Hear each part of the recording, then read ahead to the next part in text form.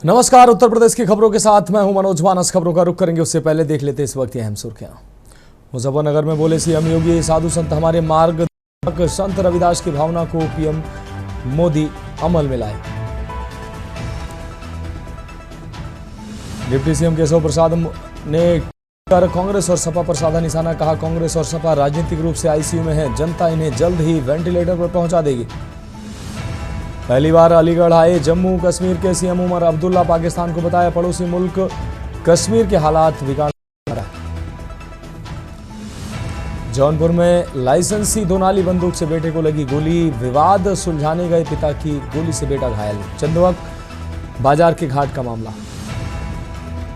लखनऊ में कोरोना की एडवाइजरी जारी, केजीएमयू भेजे जाएंगे पॉजिटिव मरीजों के सैंपल। प्रमुख सचिव स्वास्थ्य ने सभी जिलों को किया अलर्ट। और पूर्वी यूपी में बदलेगा मौसम का मिजाज, पश्चिमी में 2 दिन प्रचंड गर्मी और लू से राहत मिलने की उम्मीद नहीं। आप देख रहे हैं के न्यूज़ का सारथी। और अब खबरें विस्तार से। हापुड़ से अहम खबर है, जहां निजी क्लिनिक में डिलीवरी के बाद महिला की मौत हुई है। परिजनों ने क्लिनिक के बाहर हंगामा किया है, चिकित्सकों पर लापरवाही का आरोप लगाया है। परिजनों ने पुलिस से कार्रवाई की मांग की है। थाना बाबूगढ़ क्षेत्र के बाबूगढ़ कस्बा का पूरा मामला है। परिजनों ने क्लिनिक के बाहर हंगामा किया है, चिकित्सकों पर लगाया लापरवाही का आरोप। यह अहम खबर आपको दिखा रहे हैं। हापुड़ से खबर, परिजनों ने पुलिस से कार्रवाई की मांग की है।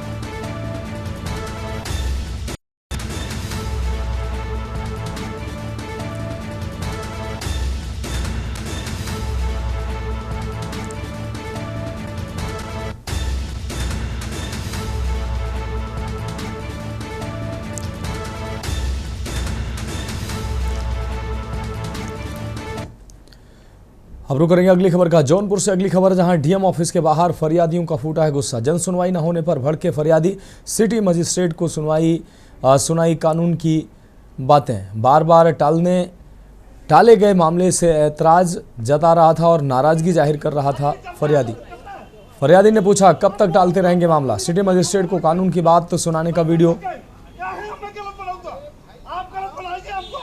जौनपुर जिलाधिकारी कार्यालय के बाहर का यह पूरा मामला है।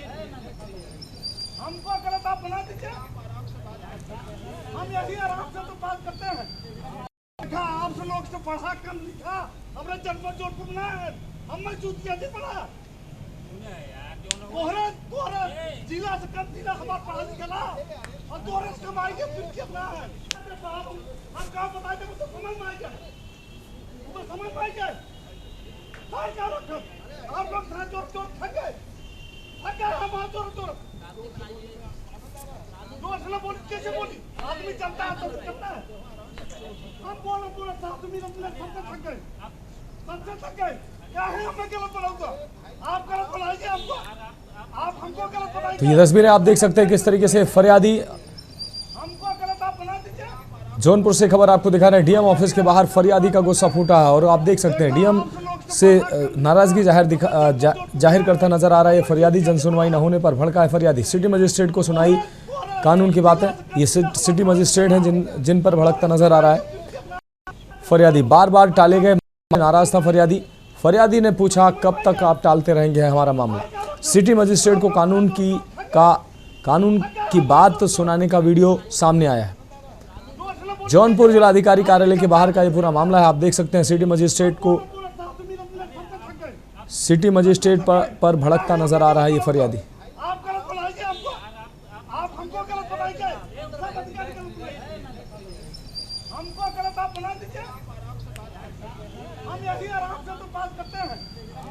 तो फरियादी का डीएम ऑफिस के बाहर हंगामा देखने को मिला है। शरद सिंह हमारे संवाददाता ज्यादा जानकारी के लिए जौनपुर से हमारे साथ जुड़ गए हैं। शरद, एक फरियादी का गुस्सा डीएम ऑफिस के बाहर फूटता। जौनपुर में एक फरियादी का गुस्सा साफ तौर पर सामने आया डीएम ऑफिस के बाहर। सिटी मजिस्ट्रेट को अपना गुस्सा जाहिर करता दिखा है फरियादी। क्या है पूरा मामला? जी आपको बता दें कि जमीनी विवाद के कारण कई दिनों से वो तहसील के चक्कर काट रहा था, जिसके कारण आज वो डीएम ऑफिस के बाहर अपना आपा खो दिया, जिसको लेकर डीएम दिनेश चंद्र सिंह ने भी उस मामले को तुरंत संज्ञान लिया और इस पर कार्रवाई की। बताते चले कि एसडीएम और सीओ शाहगंज को जांच कर आदेश के बाद अवैध जो निर्माण कराया गया था उसको बुलडोजर से गिरा दिया गया। वहीं बता दें कि डीएम दिनेश चंद्र सिंह की इस कार्य से बड़ी आम जनमानस द्वारा बड़ी सराहना की जा रही। लगभग 3 घंटे के अंदर जो इस पूरे मामले में निकल कर आया था कि जिस कारण ये हंगामा हुआ था उसको डीएम दिनेश चंद्र सिंह ने संज्ञान लेते हुए सीओ शाहगंज और एसडीएम को आदेश दिया था, जिसमें जो अवैध निर्माण कार्य किया गया था उसको बुलडोजर से गिरा दिया गया है। जी हाँ, लेकिन सरस जिस तरीके से फरियादी अपना गुस्सा जाहिर करता नजर आ रहा है, वो कह रहा है कि हमारे मामले को कब तक टालेंगे, तो क्या अधिकारी अब उसकी बात नहीं सुन रहे हैं? क्यों इतना भड़का फरियादी है? बात करें तो ये जमीनी विवाद है जिसे अवैध रूप से उनका कहना था कि ये कार्य कराया गया था, जिसको लेकर आज उनकी तारीख थी। तारीख के जाने के बाद उस पर कार्य करना चाह रहे थे, लेकिन किसी कारणवश ये आज उनको सेटिस्फाई नहीं हो पाए, जिसके कारण उन्होंने collectorate city magistrate Indra Nandan Singh के सामने वो उग्र हो गए, जिसको डीएम ऑफिस के सामने थोड़ा सा सिटी मजिस्ट्रेट और फरियादी के बीच तीखी नोकझोंक देखने को मिली। लेकिन कुछ ही देर बाद डीएम डॉक्टर दिनेश चंद्र सिंह ने भी इस मामले को संज्ञान लेते हुए तुरंत कार्रवाई की। जी हाँ बिल्कुल सर, इस तमाम जानकारी के लिए आपका बहुत बहुत शुक्रिया। तो जौनपुर से ये तस्वीरें हम आपको दिखा रहे हैं। फरियादी का डीएम ऑफिस के बाहर जमकर हंगामा देखने को मिला है। सिटी मजिस्ट्रेट से नोट भी सामने आई है, जिसकी तस्वीरें हम आपको दिखा रहे हैं।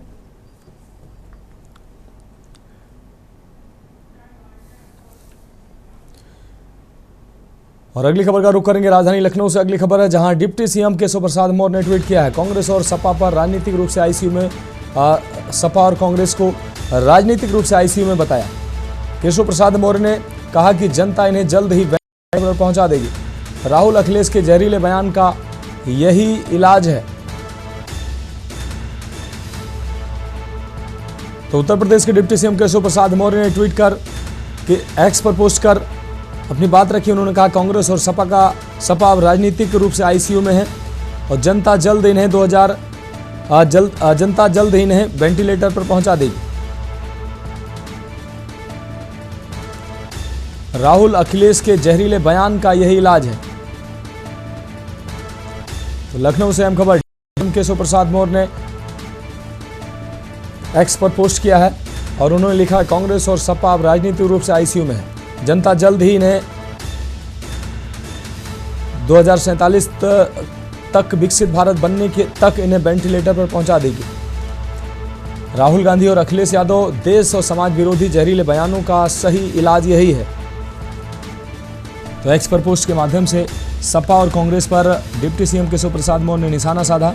अपने पोस्ट में उन्होंने लिखा कि कांग्रेस और सपा अब राजनीतिक रूप से आईसीयू में पहुंच चुकी हैं। जनता इन्हें 2047 विकसित भारत बनने तक वेंटिलेटर पर पहुंचा देगी।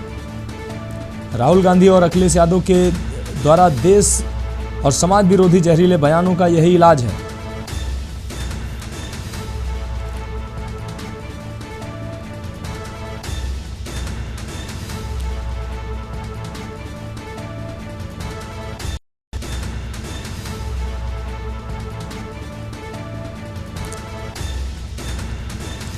कौशलेंद्र उपाध्याय हमारे संवाददाता ज्यादा हमारे साथ है जुड़। कौशलेंद्र, डिप्टी सीएम केशव प्रसाद मौर्य ने एक बार फिर से सपा और कांग्रेस पर निशाना साधा।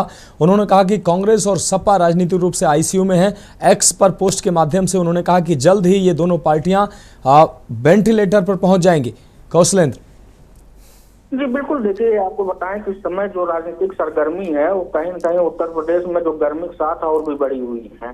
अब देखिए जो हमेशा कहीं केशव प्रसाद मौर्य समाजवादी पार्टी के नेता उनको हाथों लेते थे, आप केशव प्रसाद मौर्य ने भी जो राहुल गांधी और अखिलेश यादव को एक साथ घसीट दिया। उन्होंने कहा कि जब राजनीतिक रूप से अगर देखा जाए तो आईसीयू में दोनों राजनीतिक दल पड़े हुए हैं, कांग्रेस और समाजवादी पार्टी को लेकर। वहीं कहा कि 2047 तक जब विकसित रूप से बन जाएगा उसके पहले ही जनता इनको वेंटिलेटर पर भेज देगी, क्योंकि इनके बयानों को लेके हमेशा जहरीले बयान देते हैं जो देश विरोधी और समाज विरोधी हैं।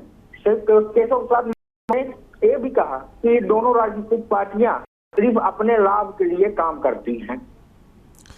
बिल्कुल कौशलेंद्र उपाध्याय, इस तमाम जानकारी के लिए आपका बहुत शुक्रिया। तो केशव प्रसाद मौर्य ने एक्स पर पोस्ट के माध्यम से सपा और कांग्रेस पर निशाना साधा। और अगली खबर अलीगढ़ से है, जहां पहली बार आए जम्मू कश्मीर के सीएम उमर अब्दुल्ला ने पाकिस्तान पर निशाना साधा। आपको उसी मुल्क कश्मीर के हालात बिगाड़ना चाह रहा है। उमर अब्दुल्ला ने बात कही। आपको बता दें, शमशाद मार्केट स्थित आफ्ताब मंजिल पहुंचे उमर अब्दुल्ला। बचपन के दोस्त साथ कब्र पर फातिहा पढ़ा।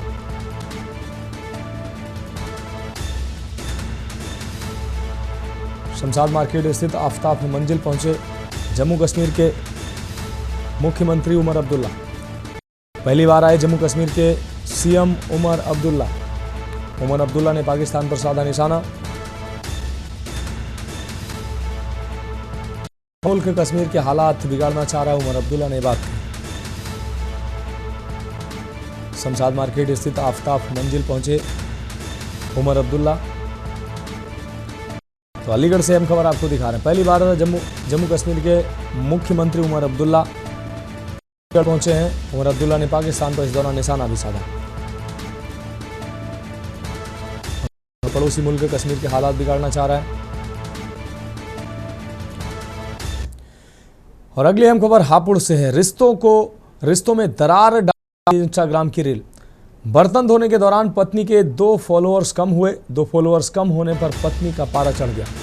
बवाल काटकर पति के खिलाफ थाने पहुंची पत्नी। फॉलोअर्स कम होने पर खाना तक नहीं दे पति ने आरोप लगाया। नीले ड्रम का वीडियो मुझे भेजकर डराती है। 2 बार दहेज उत्पीड़न की शिकायत भी कर चुकी है पत्नी। पत्नी को मनाकर पुलिस ने दोनों का समझौता कराया। आपको बता दें, महिला थाने में 4 घंटे बाद पति पत्नी का विवाद सुलझा है।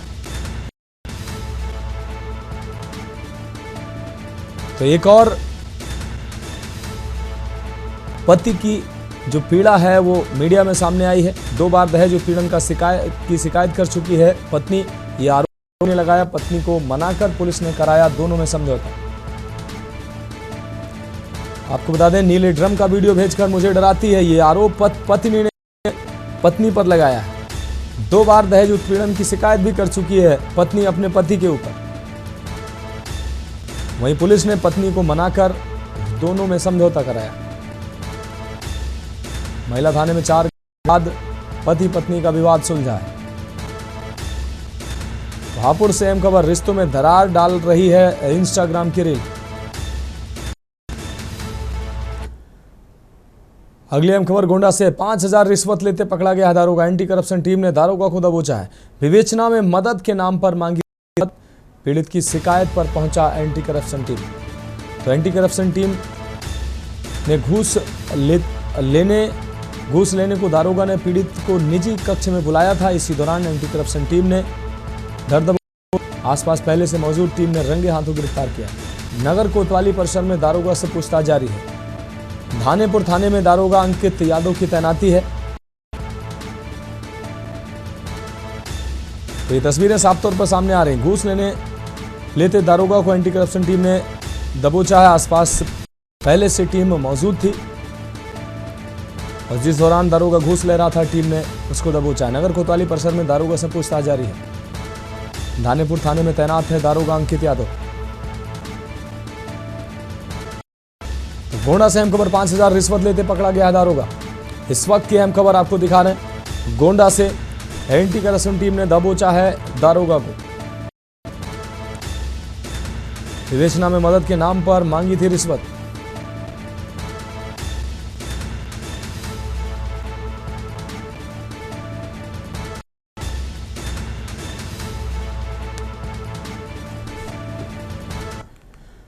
अब बढ़ेंगे अगली खबर की ओर। अलीगढ़ से अगली खबर, जहां पड़ोसी ने शमशान की राख पड़ोस के घर में फेंकी। शमशान की राख फेंकते हुए सीसीटीवी में कैद हुआ पड़ोसी। घटना की शिकायत पीड़ित ने पुलिस से की है। मौके पर पहुंची पुलिस ने जांच पड़ताल शुरू की है। पीड़ित का आरोप है ये नहीं की है कोई कार्रवाई। महुआ खेड़ा थाना के कुलदीप बिहार की यह घटना बताई जा रही है। घटना की शिकायत पीड़ित ने पुलिस से की।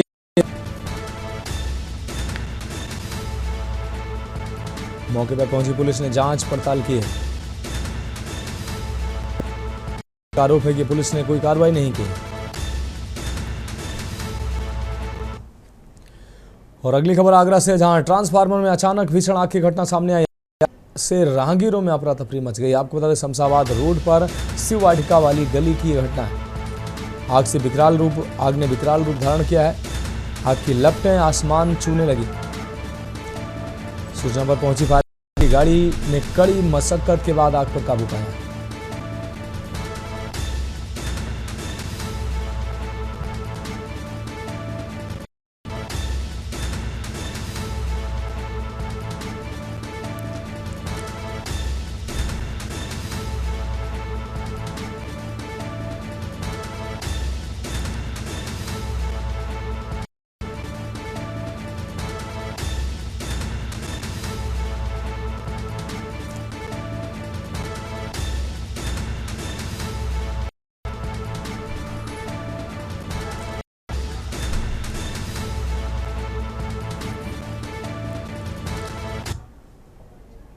खबरों में वक्त है एक ब्रेक का, जल्द हाजिर होंगे। आप देख रहे हैं के न्यूज, खबरों का सारथी। ब्रेक के बाद खबरों में एक बार फिर से आपका स्वागत है। रुक करेंगे अगले अहम खबर का। खबर सिद्धार्थनगर से है, जहां ढिबरुआ थाना क्षेत्र में इंदौर के राजा रघुवंशी हत्याकांड की पुनरावृत्ति करते हुए रिश्तों को शर्मसार करने वाला नया मामला सामने आया है। यहां भी पत्नी संगीता ने अपने प्रेमी अनिल शुक्ला उर्फ विवेक के साथ मिलकर आपको बता दें पति कन्नन को नदी में देकर हत्या कर दी। 2 जून से लापता कन्नन का कंकाल बलरामपुर के सिमरहना गांव में राप्ती नदी किनारे पाया गया है। शव काफी छत विछत होने से कपड़ों के कन्नन की पहचान की जा सकती है। वहीं पूछताछ के दौरान आरोपी संगीता ने जुर्म कबूल लिया है। पुलिस के मुताबिक उसने स्वीकार किया है कि पति को नशीला पदार्थ खिलाकर नदी में फेंक दिया था। पुलिस पकड़े गए आरोपियों पर आगे की कार्रवाई करने में जुटी हुई है।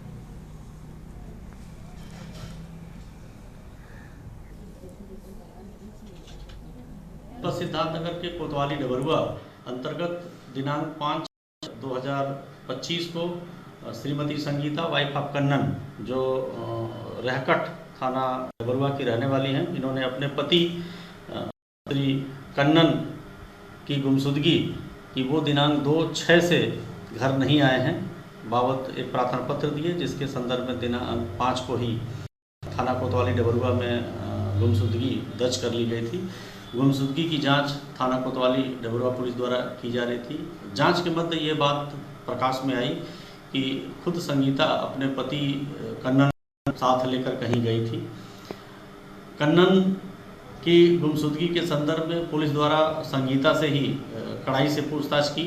संगीता द्वारा से पूछताछ में ये बात स्वीकार किया कि उसके प्रेमी अनिल शुक्ला, जो थाना ललिया जनपद बलरामपुर के रहने वाले हैं, इन दोनों लोगों ने मिलकर कन्नन को कहीं बलरामपुर में राप्ती नदी पे कुछ खिलाकर, नशीला पदार्थ खिलाकर उसको वहां कहीं नदी में फेंक दिया है। अगली खबर का रुख करेंगे बुलंदशहर जिले में भीषण गर्मी का प्रकोप लगातार बढ़ता जा रहा है। तेज गर्मी के चलते शहर के अस्पतालों में मरीजों की भीड़ उमड़ रही है। खासकर डायरिया, उल्टी, दस्त, मलेरिया और शुगर जैसे पीड़ित मरीजों की संख्या में तेजी से इजाफा हो रहा है। शिकारपुर सीएचसी प्रभारी ने बताया कि स्वास्थ्य विभाग पूरी तरह से सतर्क है और इससे निपटने के लिए तैयार है। वहीं डॉक्टरों ने लोगों से अपील की है कि अत्यधिक गर्मी में बिना जरूरत घर से बाहर निकलें। शिकारपुर सामुदायिक स्वास्थ्य केंद्र में एक दिन में 500 से 6 मरीजों की ओपीडी की जा रही है। अस्पताल में लगातार मरीजों का दबाव बढ़ रहा है।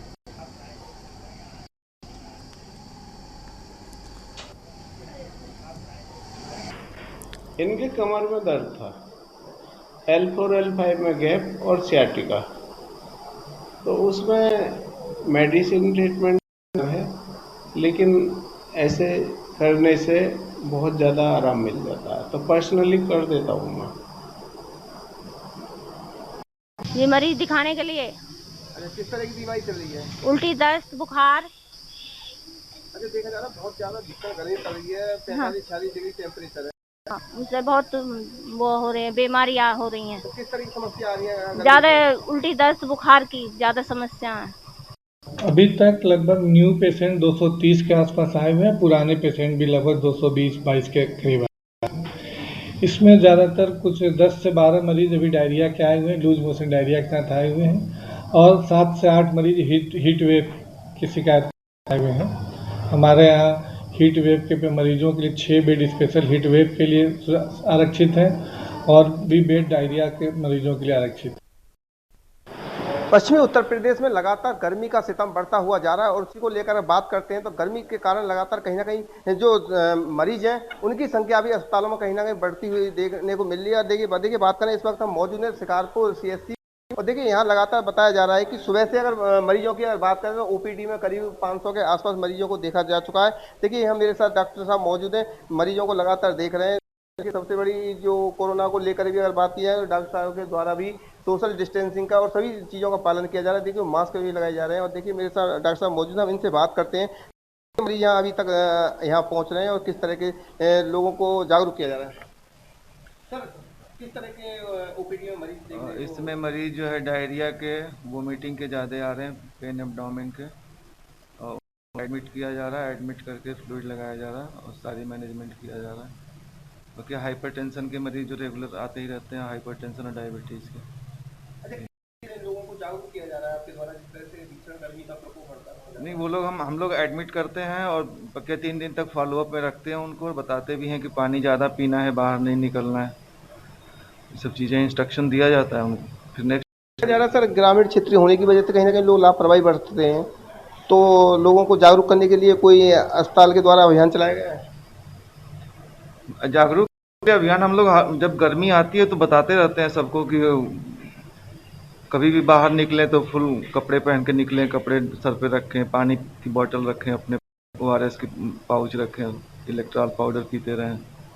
और क्या उससे ज़्यादा कोई परेशानी होती है तो हम लोग फिर कंसल्ट करते हैं, उसको एडमिट करके फ्लूइड चढ़ाते हैं और फॉलोअप में रखते हैं अपने। मरीजों की संख्या बढ़ गई है, अब कम से कम हम आज 20 पेशेंट ट्रीट किए हैं डायरिया के। जी हमारे साथ डॉक्टर साहब मौजूद, आपका कहना है कि गर्मी के कारण कहीं ना कहीं मरीजों की संख्या में भी इजाफा हुआ है। लगातार गर्मी के कारण कहीं ना कहीं आम जनता से लेकर और अगर बात किया स्वास्थ्य विभाग तक सभी कहीं ना कहीं सभी लोगों को कहीं ना कहीं काफ़ी परेशानी का सामना करना पड़ रहा है। और परेशानी के साथ साथ अगर बात की जाए तो कहीं जिस तरह से जो भीषण गर्मी पड़ रही है, लोगों को जो लापरवाही है वो कहीं ना कहीं लोगों के लिए दुखदायी बनी हुई है। अगर लोगों को लिए अगर अपने आप को सुरक्षित रखना है तो सबसे पहले लापरवाही जा रही है उसको छोड़ना होगा। और छोड़ने के साथ साथ अगर बात की जाए तो लगातार देखा जा रहा है, अगर स्वास्थ्य विभाग की बात की जाए, स्वास्थ्य विभाग पूरी तरह से अलर्ट मोड पर है और स्वास्थ्य विभाग के द्वारा लगातार अपील की जाए। स्वास्थ्य विभाग के द्वारा जो कहना है, उनका कहना ये है कि घर से जब ही निकलें जब कोई जरूरी काम हो, अन्यथा घर से बाहर ना निकलें, क्योंकि अगर मरीजों की संख्या बढ़े, डायरिया, उल्टी और अगर अन्य जैसी बीमारियों की बात करें तो ऐसे मरीज ज़्यादा आ रहे हैं। और लगातार डॉक्टरों के द्वारा अपील भी की अधिक से अधिक पानी का सेवन करें। अनिल मीना के इंडिया, बुलंदशहर। अब रुक करेंगे अगली खबर का। बांदा के रानी दुर्गावती मेडिकल कॉलेज पर तैनात सुरक्षा आउटसोर्सिंग कंपनी द्वारा बिना किसी पूर्व सूचना के सेवा मुक्त कर दिया गया, जिसकी वजह से कर्मचारियों के परिवार पर भुखमरी का संकट है। सुरक्षा कर्मियों ने मेडिकल कॉलेज के प्राचार्य से न्याय की गुहार लगाई है। प्राचार्य के आश्वासन के बाद भी सुरक्षा कर्मियों को नियुक्ति नहीं मिली है। आपको बता दें, अब सुरक्षा कर्मियों से न्याय की गुहार लगाई है। पीड़ितों ने जिलाधिकारी कार्यालय में प्रदर्शन कर जिलाधिकारी को एक ज्ञापन सौंपा है। सुरक्षा कर्मियों का कहना है कि नियुक्ति न होने पर सुरक्षा आत्महत्या करने को मजबूर होंगे।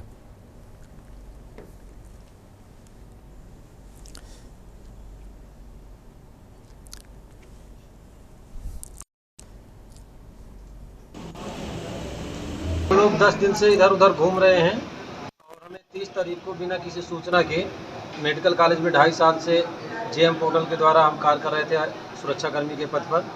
39 सुरक्षाकर्मियों को बिना किसी सूचना, बिना किसी नोटिस के निकाल दिया गया। क्या वजह थी, क्यों निकाला गया? 3 तारीख को हम DM मैम के पास आए थे, उन्होंने हमें आश्वासन दिया और प्रधानाचार्य और सुरक्षा अधिकारी के द्वारा भी हमें आश्वासन दिया गया था 7 दिन का। अच्छा ये है कि हम लोगों को जो है 20 तारीख को हम लोग जो है सिक्योरिटी और मेरे साथी का सिक्योरिटी सुरक्षा कर्मी थे, उन्होंने बिना नोटिस के हम लोगों को निकाल दिया। अभी तक पहले तो आश्वासन देते रहे कि हम जो है आपको वो कराना चाहते हैं तो हमारे देंगे, 10-15 दिन भी लग सकता है, 20 दिन भी लग सकता है, लेकिन उससे कोई हमें फ़ायदा नहीं हुआ। तब हम गुहार करने यहाँ पे आए हैं। अब बढ़ेंगे अगली खबर की ओर। खबर ललितपुर से है, जहां जिला भाजपा कार्यालय में आयोजित प्रेस वार्ता में सांसद अनुराग शर्मा ने पीएम नरेंद्र मोदी के नेतृत्व वाली केंद्र सरकार की 11 वर्षों के कार्यकाल की उपलब्धियां गिनाई हैं। उन्होंने दावा किया कि मोदी सरकार ने सुशासन, सुरक्षा और नई दिशा दी है। ऑपरेशन सिंदूर को बड़ा साहसी निर्णय बताते हुए कहा कि सही मायने में आतंकवाद के खिलाफ भारत की ओर से सख्त संदेश दिया गया है। नक्सल प्रभावित जिलों की संख्या कर न्यूनतम रह गई है। भारत अब विश्व की चौथी सबसे बड़ी अर्थव्यवस्था बनने की ओर अग्रसर है और सेवा निर्यात 825 अरब डॉलर तक पहुंच चुका है।